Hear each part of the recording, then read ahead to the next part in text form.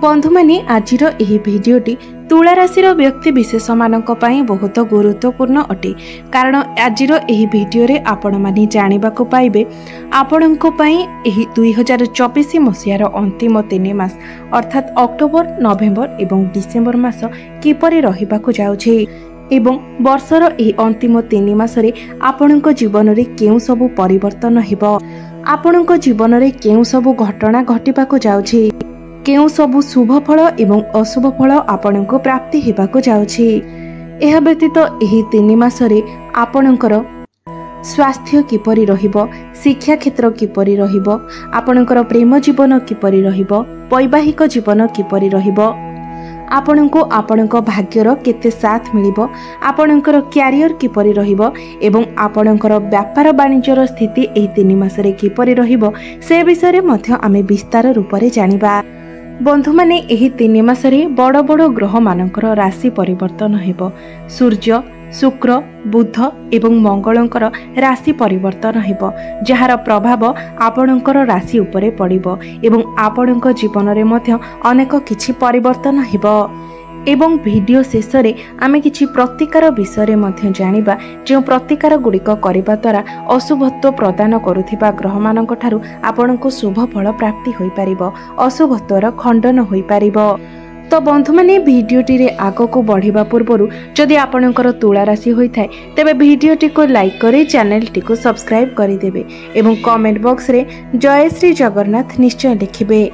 तो बंधु माने सर्वप्रथमे आसंतु जानिबा एही अक्टोबर मासरे तुला राशि पई नवग्रहंकर स्थिति किपरि रहिबो।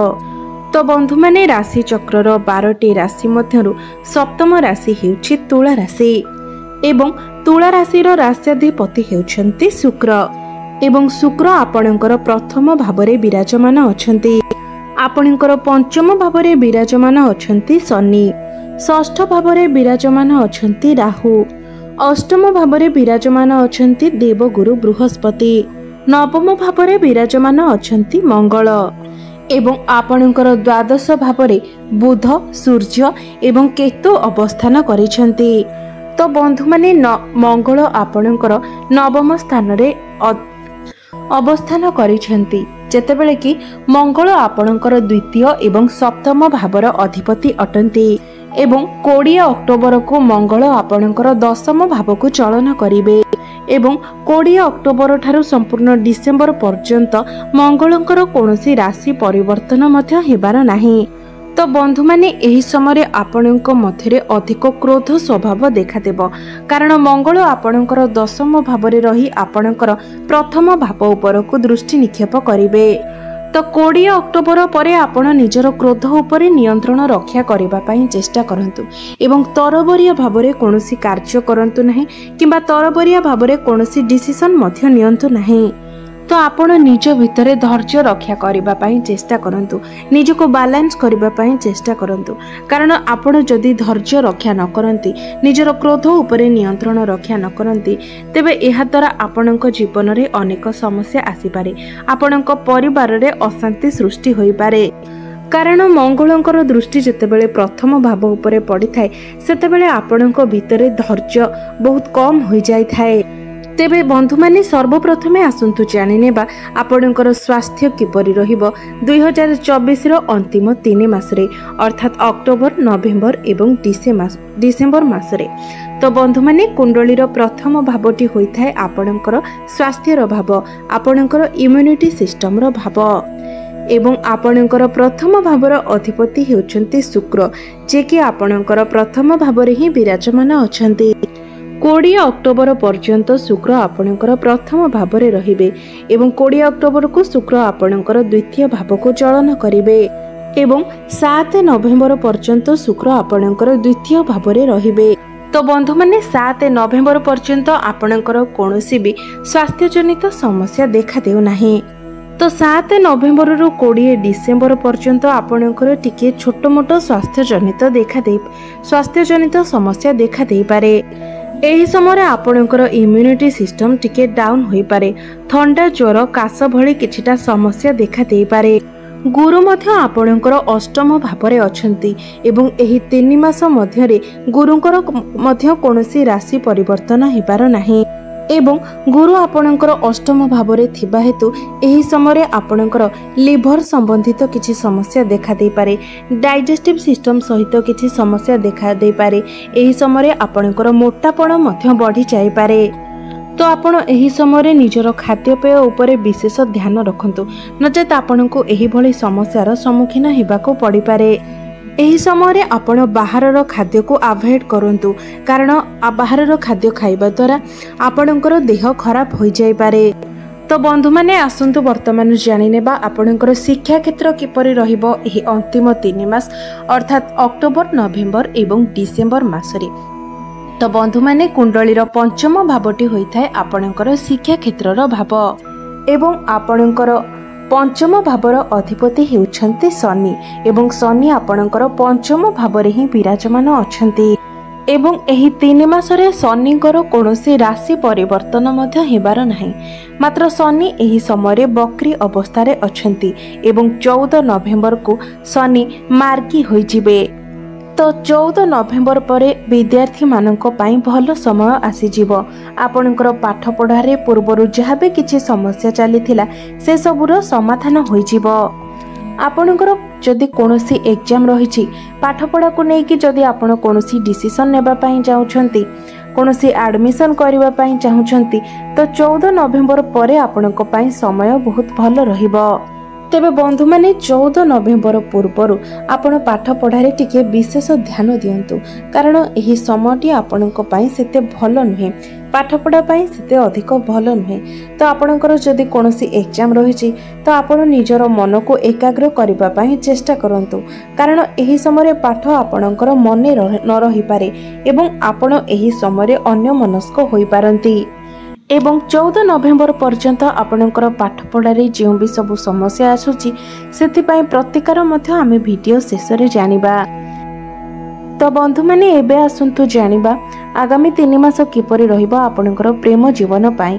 अक्टोबर, नवेम्बर एवं डिसेम्बर मास किपरि रहिबो आपणकर प्रेम जीवनर स्थिति।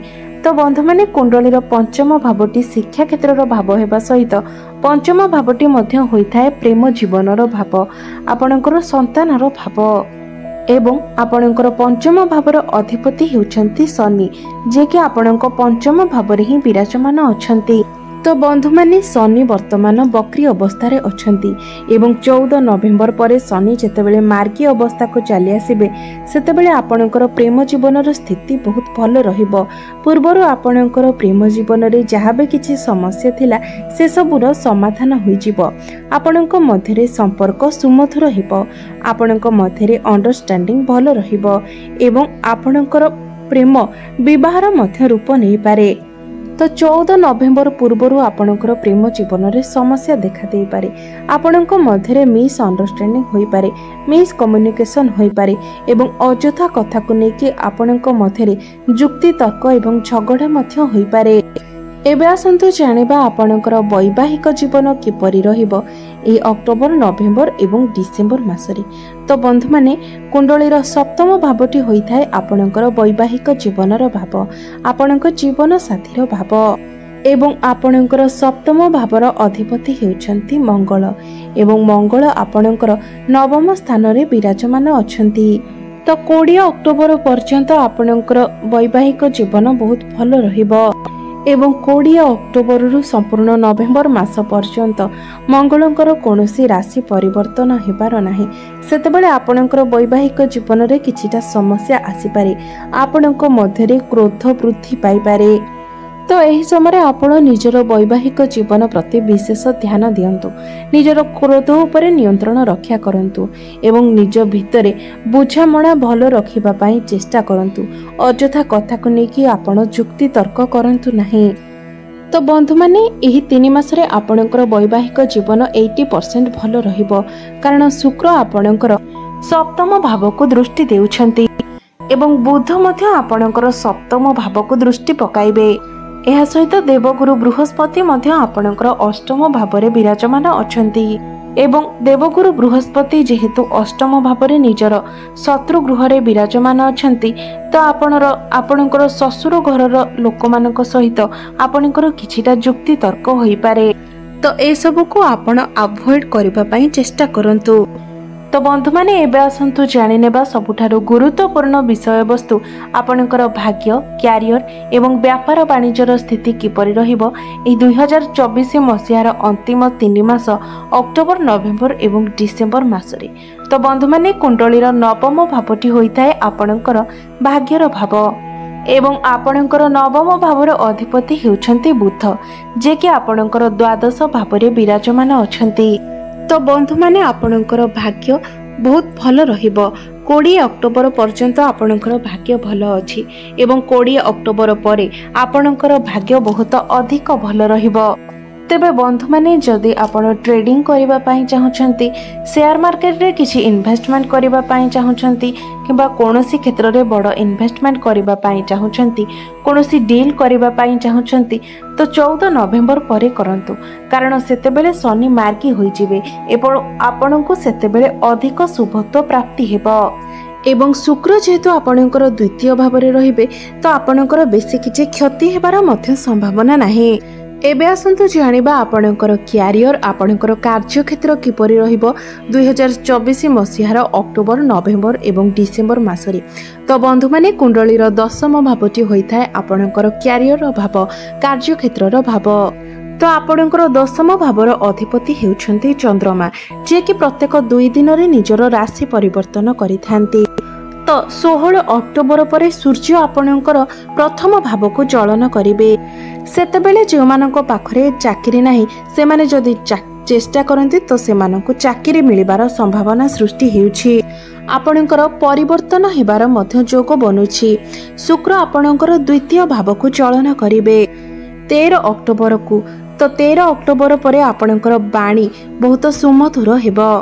आपणकर कम्युनिकेशन स्किल भल रहिबो एवं आपण जदि कोनोसी जगार इंटरव्यू दियंती तेबे इंटरव्यू रे मध्य आपण सक्सेस हेबे। सूर्य जतेबेले आपणकर प्रथम भावरे रहिबे सेतेबेले आपणक मध्यरे ईगो एवं एटीट्यूड देखा देबो। तो एसबु को आपण अवॉइड करंतु, एसबु को आपण निज ठारू दूरे रखिबा को चेष्टा करंतु, कारण सूर्य जतेबेले प्रथम भावरे रहिथांती सेतेबेले आपणक मध्यरे आत्मगर्व देखा देइथाय एवं आपणको अनावश्यक राग मध्य प्रदान करिथांती, जहा फଳରେ आपणको मध्यरे अनावश्यक क्रोध मध्य देखा देइथाय। तो 16 अक्टोबर रु नेकी 16 नवेम्बर पर्यंत आपण ए सब प्रति विशेष ध्यान दियंतु। एबे आसंतु जानिबा आपणकर व्यापार वाणिज्यर स्थिति किपरि रहइबो ए अक्टोबर नवेम्बर एवं डिसेम्बर मासरे। तो बंधु माने संपूर्ण 3 मासरे आपणकर व्यापार वाणिज्यर स्थिति बहुत भल रहिबो। आपणकर बिजनेस रे ग्रोथ हेबो। अन्य मास तुलना रे एही 3 मासरे आपण निजर व्यापार वाणिज्य रे अधिक उन्नति देखिबा को पाइबे। एही समय आपणकर डेली इनकम रे वृद्धि आसीबो। आपणकर आर्थिक स्थिति मजबूत हेबो। व्यापार वाणिज्य रे आपणको लाभ मिलिबा सहित आपणकर व्यापार वाणिज्य रे मध्य उन्नति एवं अग्रगति हेबो। तो यही संपूर्ण 3 मासरे आपणकर व्यापार वाणिज्य को लेकिन चिंता करिबार कोनोसी भी विषय नाही, कारण 3 मास जाक आपणकर व्यापार वाणिज्य पाई बहुत भल रहिबो। एबे आसंतु जानि नेबा किछि प्रतिकार विषय जे प्रतिकार गुडिक करिबा द्वारा एही 3 मासरे थिबा समस्त अशुभत्व गुडिक खंडन हेबो एवं आपणको शुभ फल प्राप्ति हेबो।